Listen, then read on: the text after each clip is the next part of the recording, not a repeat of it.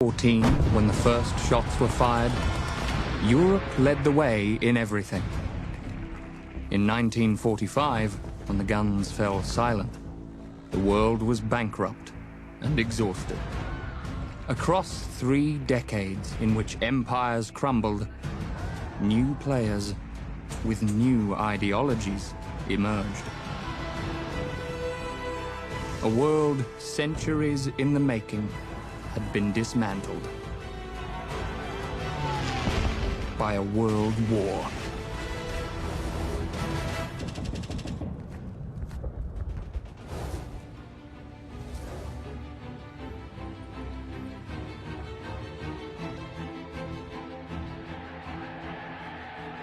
Germany had entered the war believing it could knock France out quickly. And so, before the war, they had envisaged a lightning strike against France. We're going to do it in less than 6 weeks. This was a plan which really had very little margin for error. It strikes me that at best, they were based on wishful thinking, which is not a very stable foundation if you're going to war with your major enemies. Germany may have been for action, but towards the end of 1914, the front line on the west was at a standstill.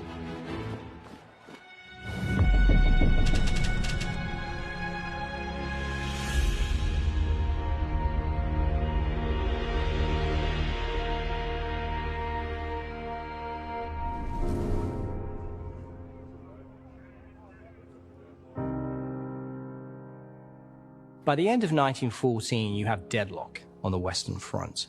You have 2 armies, 3 if we count the British, that are unable to advance against each other. They're exhausted, they don't have the firepower, they don't have the guns, they don't have the manpower anymore. And so they have to dig in, they have to go to ground, which means that you have this strange and unsettling world of trench warfare.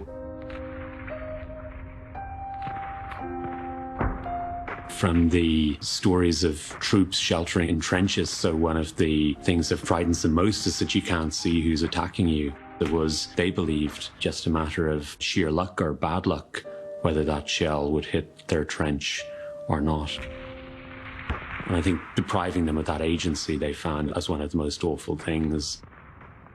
2.5 square kilometers of trenches contained 1,400 kilometers of barbed wire, 6 million sandbags, almost 30,000 cubic meters of timber, and 34,000 square meters of corrugated iron. Trench warfare was a double-edged sword. It protected the army, but was a factor in troops' inability to advance. Stalemate had begun.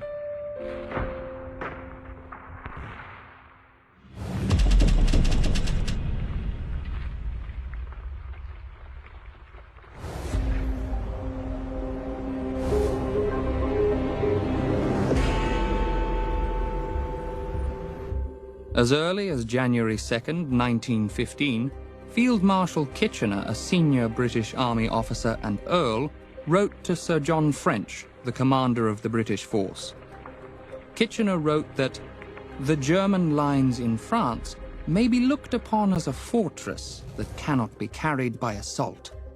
Kitchener may have become the face of the First World War, but he was not keen to send Britons into a battle they could not win.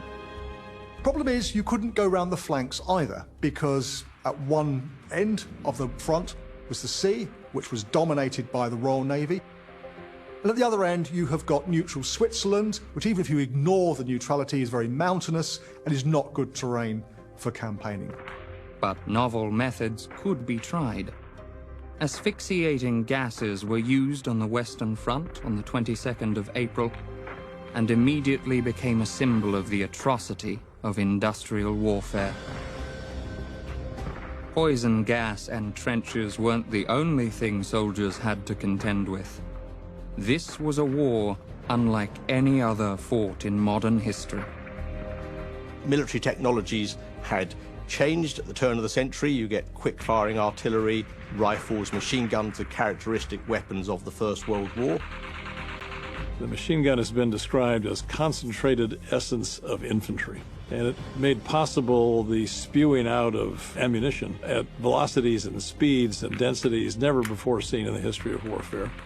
It greatly enhanced the defensive position, which is why we think of World War I as characterized by trench warfare, where the lines of advance barely moved over months and even years, because well-entrenched positions defended by machine gun fire in particular were very, very difficult to move given the conventional inherited standards of how one waged war. You get the internal combustion engine being applied to warfare, aeroplanes and motor vehicles by 1914, developing into the tank, the most famous innovative weapon of the First World War, as the conflict developed and stalemated on the battlefield. So, in terms of tactics and technology, it's the first modern war. We can't really look beyond that. And it also really changes those societies in enormous ways socially. So they mobilized pretty much all of the active male Russian population during the First World War. So at the start, the standing army of young men who were already serving, they stepped forward, but then they start taking reserve troops. They were calling up boys of 19 and men over 40. So around 14 million men are mobilized. There was a need to mobilize masses of troops. This is a consequence of the way societies had developed conscription systems since the Franco-Prussian War, which essentially meant that a great power would each year train up a contingent of young men so that when it came to war, they'd have a large pool of trained reserves, which would allow them to field large conscript armies with reserves to sustain them for a long war. So you get a war of masses, which is a new phenomenon in the 20th century.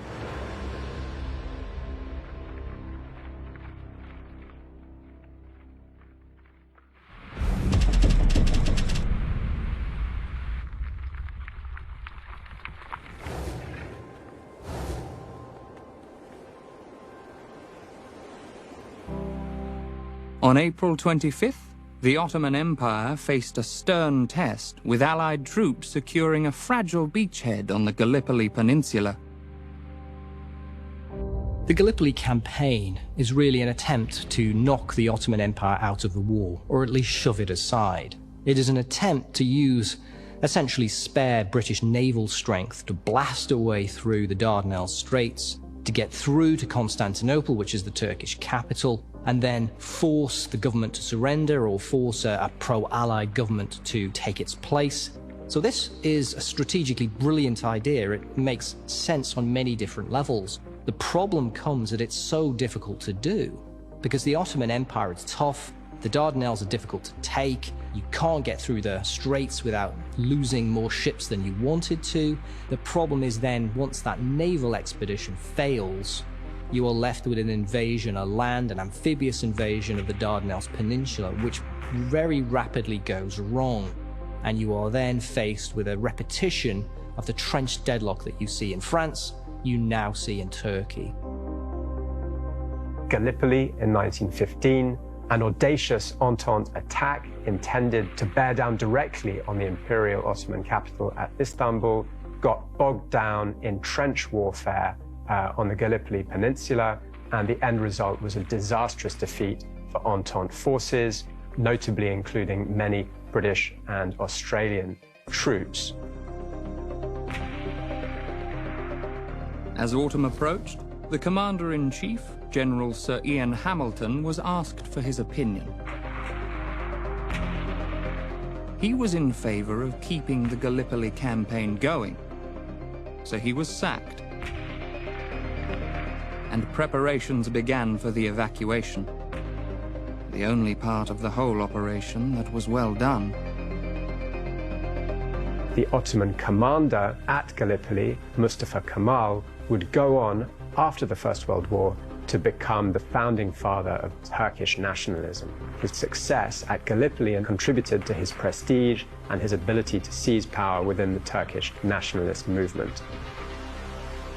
The Gallipoli campaign was a boon for the alliance, but the Ottoman Empire's success was followed by a permanent stain on their history.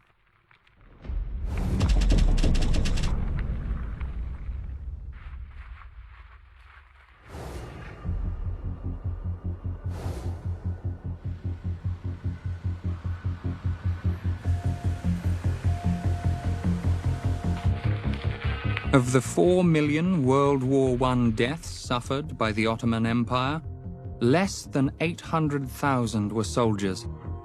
The millions of civilians include the victims of what history knows as the Armenian Genocide. During the First World War, and even in the years running up to it, from 1912 through 1914, Turkish nationalism had become increasingly intolerant of minorities, most prominently the Armenian Christian minority, against which a genocide had been perpetrated during the First World War. At least 1 million Armenians were killed, a crime unpunished and still partly denied. According to Admiral Canaris, when Hitler was questioned about his proposed treatment of the Poles, he asked, who, after all, speaks today of the annihilation of the Armenians? Violence or forced settlement runs like a blood-soaked thread through this story. The Armenians, and later Jews, Slavs, and Roma, were victims of the genocidal approach. Versailles would try to solve the problem of minorities by redrawing boundaries. The peacemakers of 1945 were more practical. They packed minorities off to where their kind was in the majority.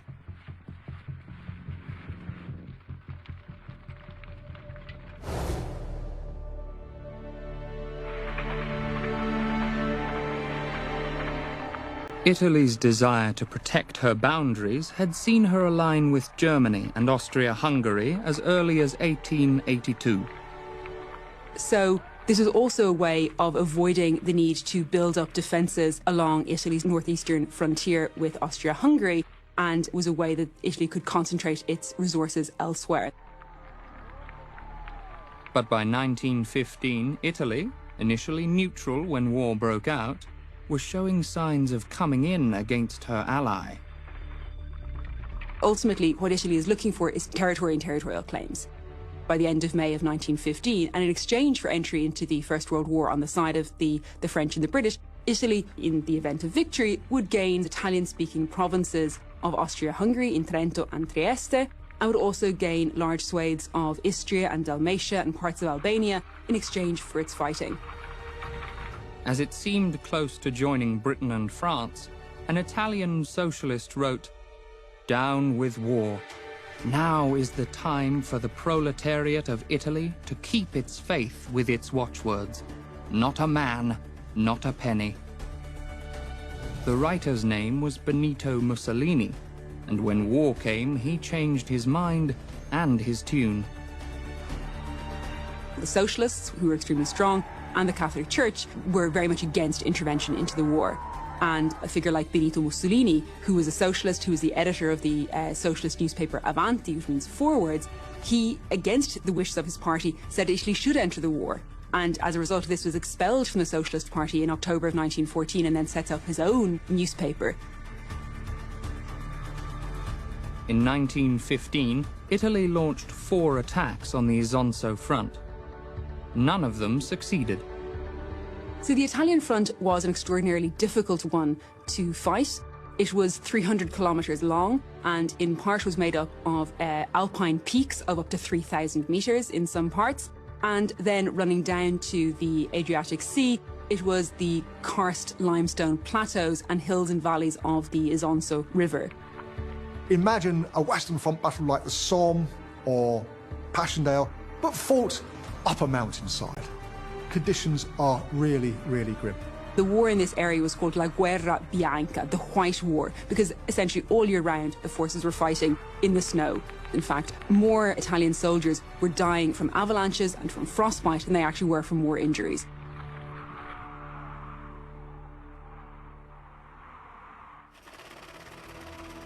In the Franco-British Artois offensive from May 9th to June 18th, the French lost 102,000 men, the Germans 73,000. In the east, a major campaign involving German and Austrian troops in Galicia began on May 2nd. By the end of June, Galicia had been retaken. In December 1915, More than 2.7 million refugees were counted in Russia. Nothing was done for them. Winds were being sown, though the whirlwind remained beyond imagination.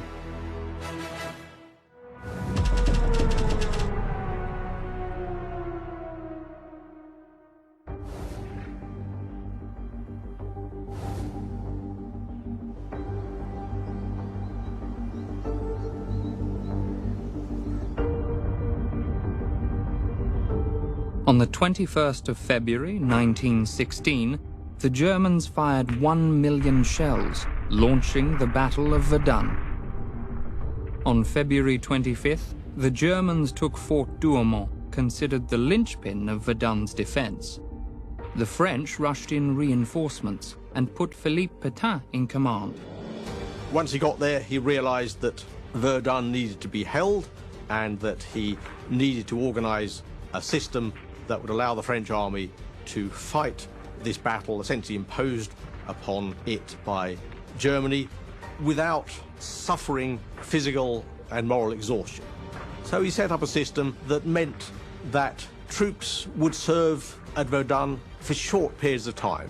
He would cycle French reserves in and out of the battle through a system he called the Noria system, or the water wheel system.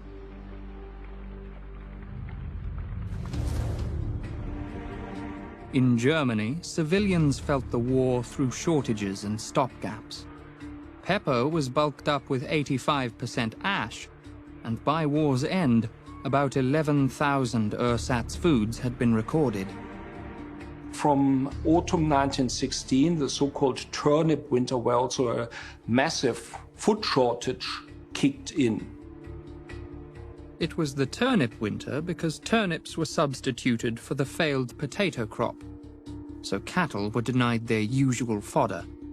So, milk and butter shortages followed. The blockade of imports and exports, courtesy of the British at the start of the war, was largely to blame. The hardest of the hardliners in Imperial Germany was Erich Ludendorff. Even Ludendorff said, if the English come with a peace offer, we cannot dare not to accept that. The English did not come. They maintained the naval blockade, which was challenged at Jutland, Denmark, where two modern navies tested the war's most expensive weapons, dreadnought battleships. Britain's military strength is predominantly in the Royal Navy, which is the largest fleet in the world and is the most formidable naval power across the globe. But by the numbers, Germany had the best of it, and a jubilant Kaiser distributed medals to the worthy. Except the numbers do not tell the story. The Royal Navy's blockade was intact. By the end of the war, 760,000 German civilians had died because of the shortages it caused.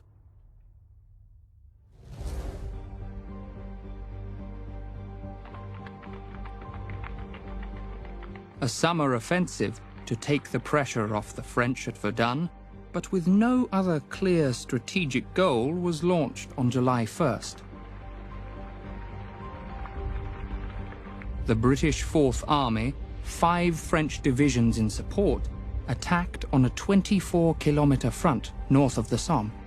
There is no real grand territorial objective in 1916. It's really just to try to mount a joint attack to break through the front, but they still don't actually reach their first day's objectives by the time the battle is over. And so the battle becomes another attritional meat grinder, with probably one of the worst casualty rates of any battle in the First World War. July 1st was the bloodiest day in the history of the British Army. 57,470 casualties, including 19,240 dead. First day is the worst day in the history of the British Army, a day of unrelenting slaughter and loss. But as the Somme goes on, the British soon begin to learn, and they begin to put in more resources, more manpower, more guns, more shells, more aircraft. They develop tanks.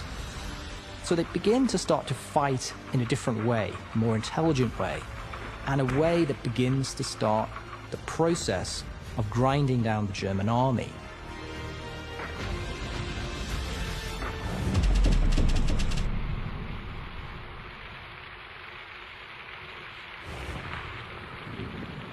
Torrential rain flooded the trenches as the men waited. High summer heat drained them as they went over the top. It seemed almost as though nothing had been overlooked in ensuring that what followed was a disaster. The men advanced almost shoulder to shoulder, as they would have 100 or 200 years earlier, to face Napoleon or fight for Marlborough.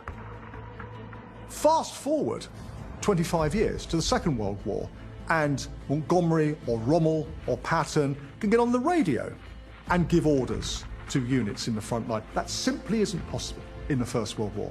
So instead, all the commanders could do was to plan, often in great detail, and then hand over the execution of their plan to their subordinates, who may or may not do well.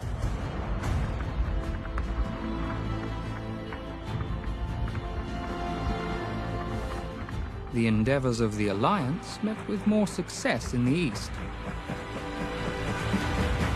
In 1916, in June, General Brusilov launches an offensive largely against the Austro-Hungarians, which becomes known as the Brusilov Offensive, which achieves spectacular advances. Considering that it was originally meant only as a diversion, the Brusilov Offensive was a remarkable feat. It brought Austria-Hungary close to collapse and forced both it and Germany to transfer troops from elsewhere. In fact, there is an argument that with the Brusilov offensive in the east, with the Somme, with the Germans being pinned back by the British and the French in the west, and with the French going on to the counter-offensive at Verdun, the Central Powers are under greater pressure than any other time in the war. In 10 weeks, Brusilov's offensive captured 8,255 officers and 370,153 men. Brusilov may have been the best general of the war. His Tsar, who had appointed himself commander-in-chief, perhaps the opposite. Nicholas II made the decision to actually personally take command of the troops. Now, in practice, he wasn't really deciding who advances where or which military decisions are being made, but he places himself in that figurehead position very prominently, and that means that when the war goes badly, he is directly associated with those failures. Brusilov's offensive had taken over 38,000 square kilometers of territory, but the cost was 1 million men. So this is really important, and the reason it's important is because it puts enormous strain on Russia's infrastructure and networks. So they need to move resources and people to these frontline areas, but they don't have particularly strong communications infrastructure. So there are no telephones, the telegrams are quite limited, and this means that communication is really difficult. So this is one of the challenges for the Eastern Front for Russia. But Russia was not the only country missing cues and losing men. In London, the year's disappointments culminated on December 11th with the replacement of Herbert Asquith as Prime Minister with David Lloyd George.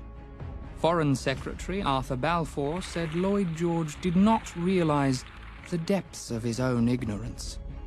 David Lloyd George becomes Prime Minister in December of 1916 and immediately wants to review the strategic options he faces and review Britain's position in the war.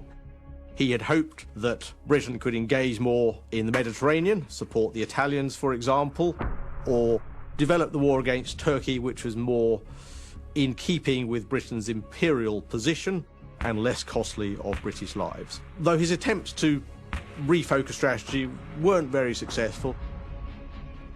The problem is the war is already in play, and he has no choice but to get on with it, while of course arguing regularly with his generals. At the end of the year, the Allied armies on the Western Front disposed not much less than 4 million men, facing 2.5 million Germans.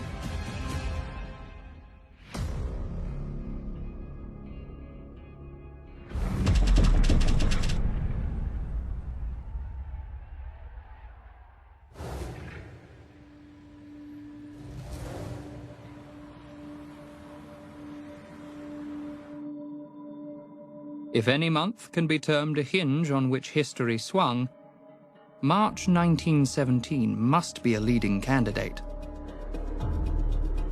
With 178 Allied divisions facing 129 German divisions on the Western Front, French Premier Aristide Briand secretly worked through intermediaries to contact Germany concerning peace. His efforts came up empty, and he left office in March 1917 as people in Petrograd were taking to the streets.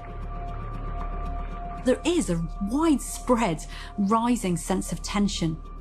So the army has ended up mobilising around 14 million men, and these 14 million able-bodied men were taken away from mainly rural environments where they worked the land and mainly subsistence farming, and that meant that when you took out able-bodied men, the sown area reduced. People actually sowed less land because they couldn't manage to work it without their menfolk. So that was the first problem. The second problem is that the big standing army eats a lot.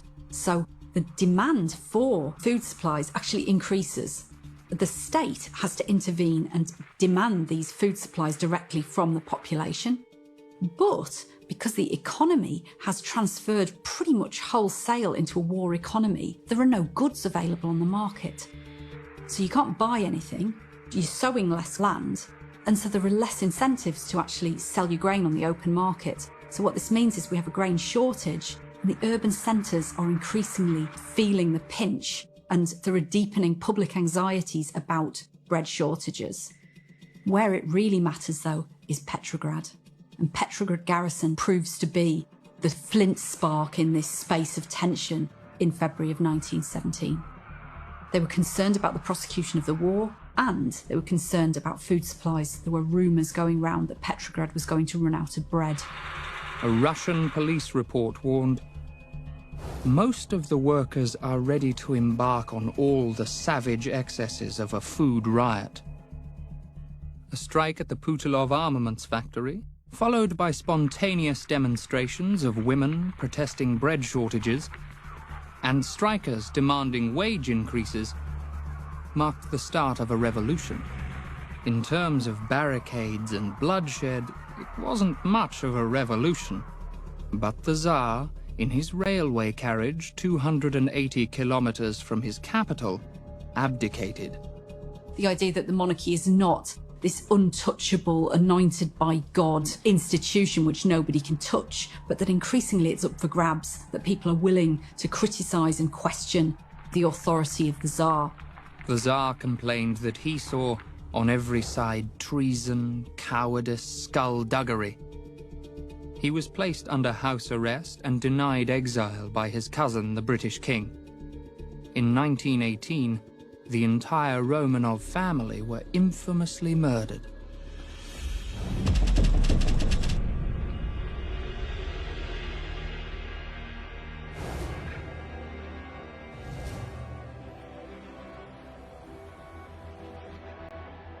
By March 22nd, 77 towns had set up Soviets, and hundreds of years of Tsarist rule was swept away with the finality of an amputation.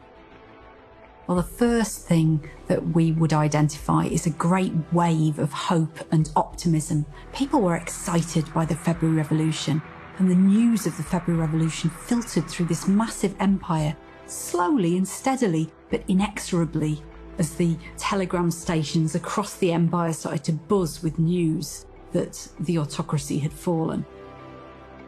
A moderate provincial government attempted to govern and continued on with the war. And a sort of liberal government comes to power under Kerensky.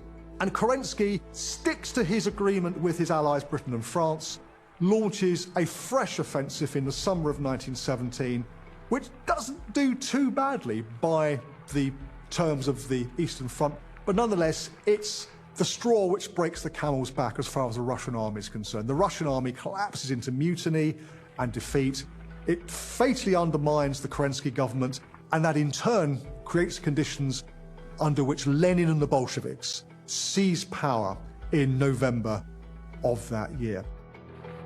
The Bolsheviks cleverly promised a new season of peace.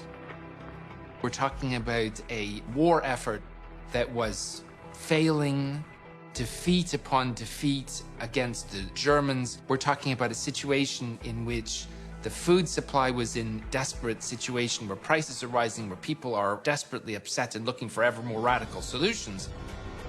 And there's very little resistance initially to the Bolshevik seizure of power. A sergeant seriously wounded in October returned to the front in December. In his words, "Talking with the men, I realized they were not burning with a desire to sniff gunpowder and didn't want the war. They already had different thoughts about land and peace."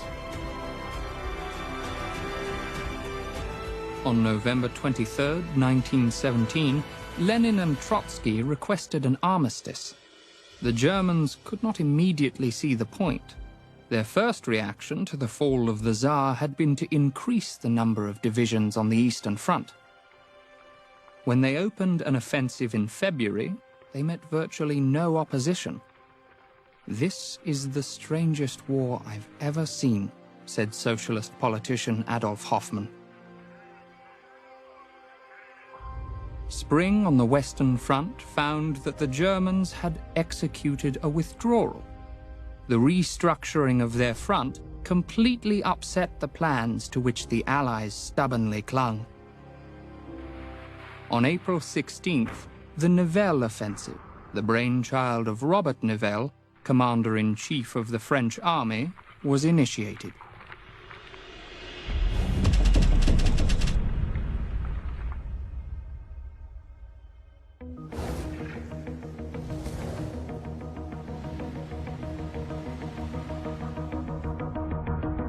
The place was the Chemin des Dames. The offensive failed catastrophically, but General Nivelle kept it going until he was out of excuses and almost out of men. Mutinies in the ranks of the French army began on May 3rd. Desertions, 509 in 1914, rose to 21,174 in 1917. You have to understand that by 1917, war weariness is setting in most of the belligerent societies. The French, I think, remain committed to the fundamental purpose of the war. However, they're becoming aware of the on-costs of doing this, the loss of human life on the battlefields. Of the 1917 mutinies, a French soldier wrote, "All we wanted was to call the government's attention to us. Make it see that we are men and not beasts for the slaughterhouse."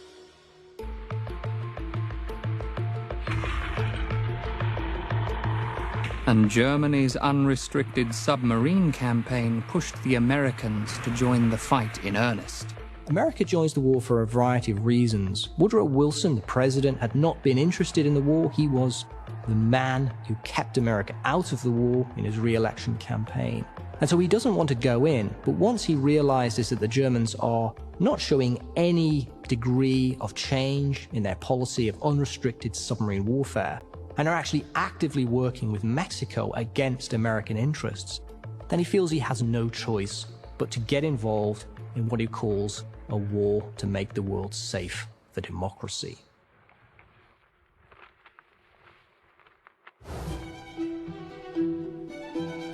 When the United States finally decided to enter the war in April of 1917, it had no standing army of any consequence whatsoever.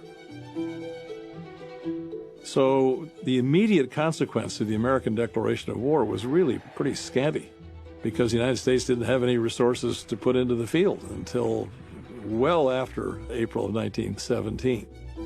So the United States had to pass a draft law. It had to actually raise the army. It had to train it and equip it, and then it had to send it across the ocean. And no sizable contingents of American forces arrived in Europe until about a year later, 1918.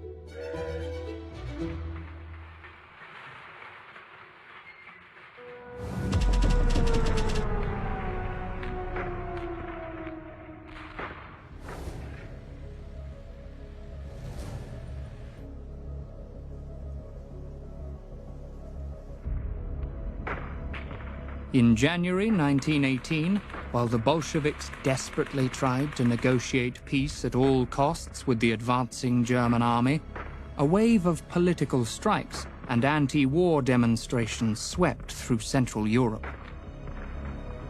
In the Brest-Litovsk Treaty, signed with Germany on March 3rd, Russia lost more than 750,000 square kilometers of territory and 5 million people, 1/3 of its agricultural production and 70% of its coal and iron ore.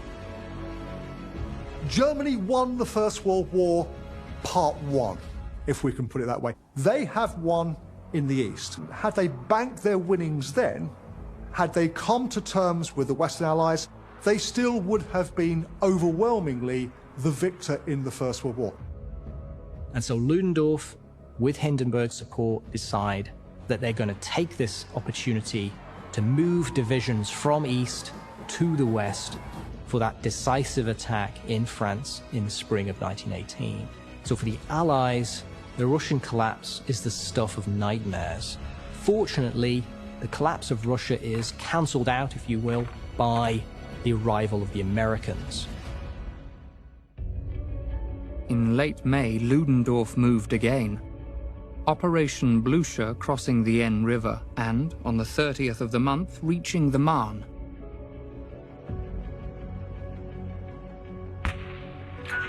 Encouraged, General Ludendorff sent in reserves, but the attack failed before stiff resistance, including by newly arrived American divisions at Château-Thierry. By the summer of 1918, 7 fully equipped American soldiers were landing in Europe every minute, 24 hours a day, 7 days a week. Nothing like it had ever been done before, and no one could have matched it. Now, behind that, of course, was the perception by all parties, not least of all the German high command, that the Americans were now in Europe in strength. 2 million men under arms were in France, and that if the war went on much longer, then American strength would really play a decisive role, because the Americans had virtually inexhaustible sources of manpower that the Germans and the Austro-Hungarians by that time couldn't match. The American entry is decisive, and we should not underestimate it. Without American entry, the Allies, the British and French, simply cannot win the war, and they would have to make some kind of allowance, some kind of political concessions, some kind of agreement with Germany in the spring of 1918, which would almost certainly see either a British or a French collapse.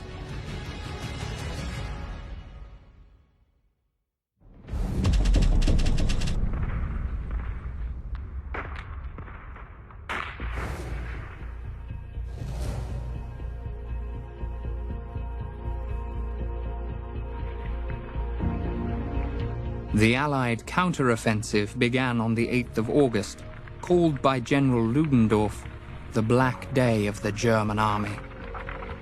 100 Days Offensive is the counter-offensive directed by General Ferdinand Foch, which defeated the German armies in northern France and Belgium, at the same time driving them from occupied French and Belgian territory. It shows how warfare had evolved from 1914, from its essentially Franco-Prussian war methods to the modern methods that would characterize wars going forward into the 20th century. By the end of the first day, a gash 24 kilometers wide had been torn in the German lines. "We are at the end of our resources," the Kaiser said. In the final 4 months of the war, 385,000 Germans surrendered on the Western Front, more than in the preceding 4 years. In those same 4 months, an estimated 750,000 soldiers deserted. They went home. The war was a war between great powers, but by 1918 it's become a rather different war. It's become a war for the future. But this future cannot be decided until there's a military decision. The Central Powers Coalition isn't really functioning as a coalition by 1918. Germany is holding her allies to their part in the war, but the Austrians, the Bulgarians, the Turks all feel that's enough. They want to leave the war. So the Central Powers topple like a house of cards.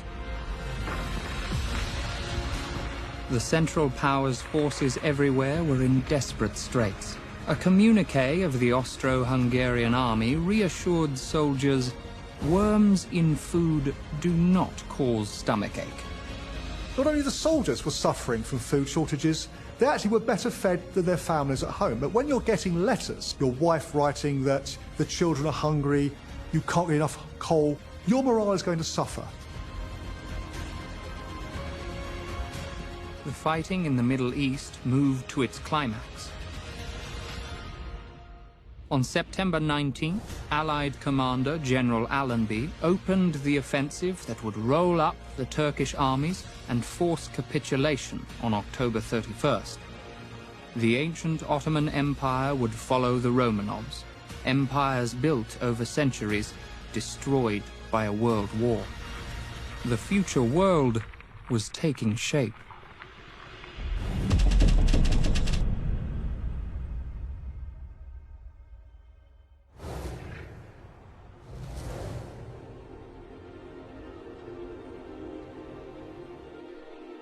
Towards noon on October 7th, 1918, the Swiss chargé d'affaires left the White House, having delivered the latest peace overture from Germany. The earlier ones, President Wilson concluded, had not been sincerely proposed. This one was different. In this one, the German government accepts the program laid down by the President of the United States on January 8th, 1918. That program was the 14 points. The US President Woodrow Wilson, in his 14 points, published in January 1918, coined this very dangerous idea of self-determination. He promised that the nations of the Habsburg Empire would be given more autonomy. So he didn't imagine the collapse of Habsburg monarchy. But as it is often the case, people hear what they want to hear. With the end of the Habsburg dynasty, orders shifted and new countries came into being. On October 16th, the Hungarian parliament terminated their union with Austria to declare their independence. On October 28th, Bohemia, Moravia, and Slovakia combined to form Czechoslovakia.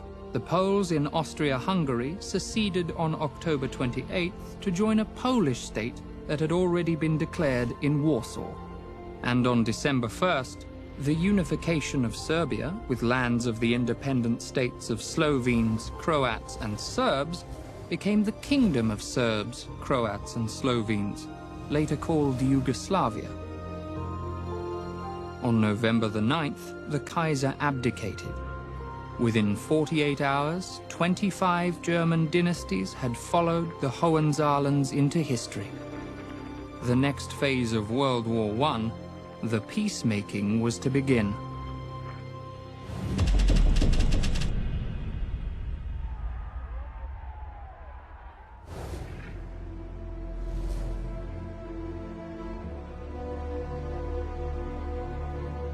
German and Allied representatives met at Compiègne at 5 a.m. on November 11th to sign the armistice that took effect at 11 a.m. on the same day. Empires across the world would be wiped from the map. Germany was first. Clemenceau, the French Prime Minister of 1918, summed it up in the phrase he coined, the grandeur and misery of victory.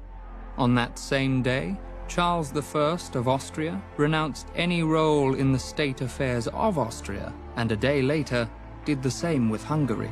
With the disintegration of his empire, the emperor went into exile, ending 650 years of Habsburg rule.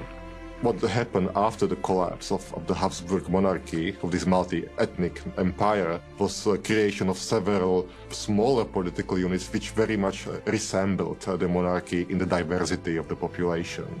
So not much actually changed.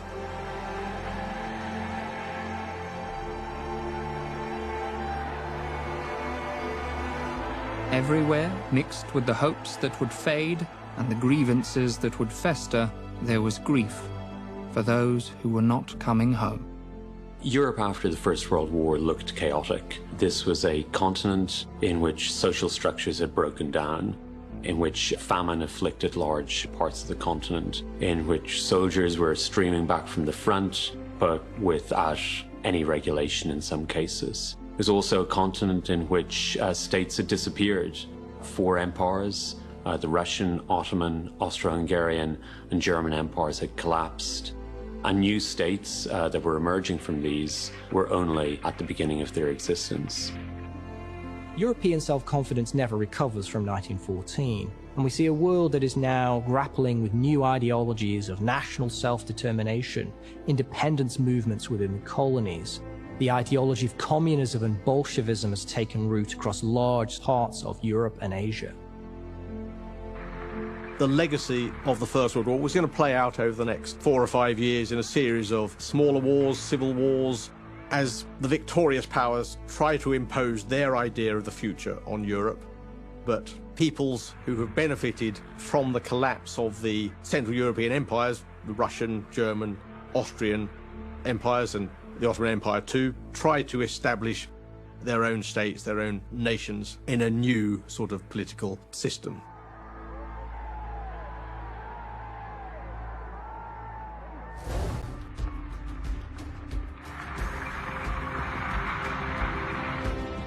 As the war ended, a corporal of the Bavarian List Regiment lay temporarily blinded by gas in a hospital. When he heard the news of the armistice, he thought it the greatest villainy in history.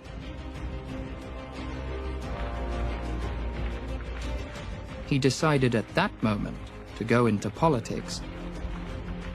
His name was Adolf Hitler, a nobody.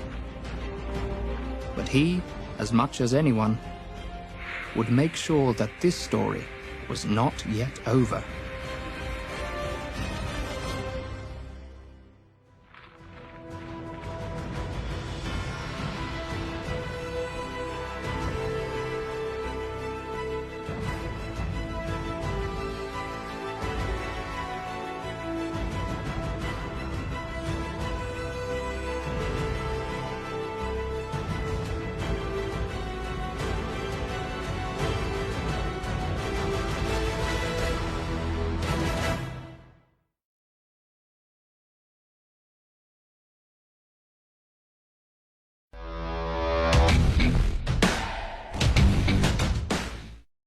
Tomorrow, you could be brutally attacked by an out-of-control lawnmower? Finais realmente inexplicáveis. And have never heard of someone being killed by a cactus. Acidentes difíceis de acreditar. Existem acontecimentos. Blood is everywhere. Para lá do imaginável. If these stories teach us anything, it is that death, just like life, can be full of surprises. O inacreditável com Danny Aykroyd. Aos domingos, só no canal História. Aproveita o clube das tuas marcas de TV favoritas. Entra em clubbing.pt e registra-te grátis. Não percas conteúdos exclusivos, recomendações, presentes, viagens, experiências e muito mais. Ganha com o clubbing e viva TV como nunca. Se ainda não és membro do clubbing, registra-te gratuitamente e poderás ganhar este smartphone de última geração. Entra em clubbing.pt e participa. We have to wonder how they could stack 100-ton stones perfectly. Por trás do esplendor das antigas civilizações. 54 tons, yes. Há uma inexplicável tecnologia prodigiosa. They pointed out ways to do things and that they wanted to leave some kind of a record. Talvez tenhamos a resposta. This is evidence for ancient alien encounters in the remote past.